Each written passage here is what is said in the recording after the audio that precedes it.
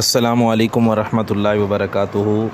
سیدنا کریم صلی اللہ تعالی علیہ وآلہ وسلم آسان تفسیر القرآن میں سورہ حدید اور سورہ حدید کی آج انشاءاللہ عز و جل آیت نمبر 6 لفظی با محاورہ ترجمہ اور تفسیر سے انشاءاللہ ہم پڑھیں گے۔ تو آئیں سب سے پہلے تلاوت سماعت فرماتے ہیں۔ اعوذ باللہ من الشیطان الرجیم،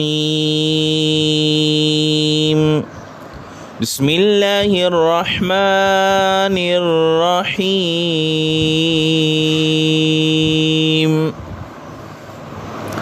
یولج اللیل فی النہار ویولج النہار فی اللیل وَهُوَ عَلِيمٌ بِذَاتِ الصُّدُورِ۔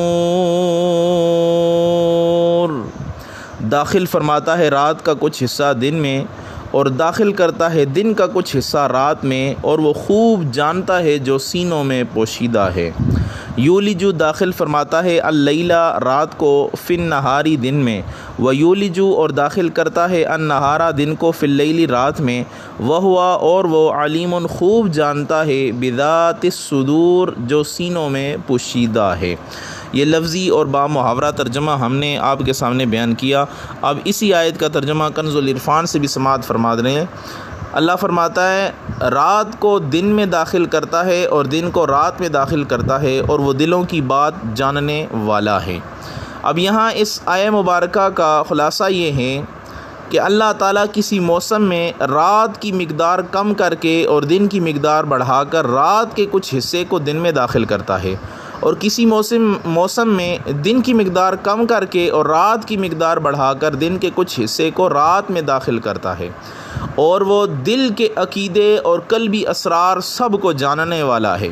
اور یہاں یہ نوٹ فرما لیں کہ رات اور دن میں کمی زیادتی کا بیان اس سے پہلے بھی جو ہے وہ قرآن کریم میں کئی مقامات پر جو ہے وہ بیان ہو چکا ہے۔ تو یہاں پہ ہم ایک مقام آپ کے سامنے بیان کریں گے جو سورہ آل عمران کی آیت نمبر 27 ہے۔ اس میں اللہ تعالیٰ ارشاد فرماتا ہے تولج اللیل فی النہار وتولج النہار فی اللیل، تو رات کو دن میں داخل کرتا ہے اور دن کو رات میں داخل کرتا ہے۔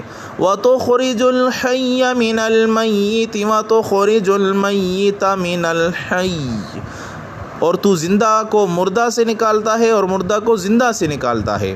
وَتَرْزُقُ مَن تَشَاءُ بِغَيْرِ حِسَابٍ، اور جس کو چاہے بے حساب رزق جو ہے وہ عطا فرما دے۔ تو یہاں پہ بھی اللہ تعالیٰ نے وہی فرمایا ہے کہ اللہ تعالیٰ کی قدرت کے عظیم مظاہر میں سے یہ ہے کہ وہ رات کو دن میں اور دن کو رات میں داخل کر دیتا ہے۔ سردیوں میں بتدریج رات لمبی ہوتی رہتی ہے اور دن چھوٹا ہوتا رہتا ہے، اور گرمیوں میں دن جو ہے وہ بتدریج لمبا ہوتا رہتا ہے اور رات چھوٹی ہوتی رہتی ہے۔ کبھی دن اور رات میں بہت فرق ہوتا ہے اور کبھی دونوں معتدل ہوتے ہیں، اور قطبین میں یہ فرق بہت زیادہ ہو جاتا ہے۔ وہاں 6 ماہ کا دن اور 6 ماہ کی رات ہوتی ہے، اور بلغاریہ میں سورج غروب ہونے کے 1 گھنٹے بعد صبح طلوع ہو جاتی ہے، اور وہاں کے رہنے والے عشاء کی نماز کا وقت ہی نہیں پاتے۔ تو یہ ساری چیزیں جو ہے وہ اللہ تعالیٰ کی مظاہر قدرت ہیں۔ اللہ سے دعا ہے اللہ تعالیٰ ہم سب کو یہ آیہ مبارکہ سمجھنے کی توفیق عطا فرمائے، آمین۔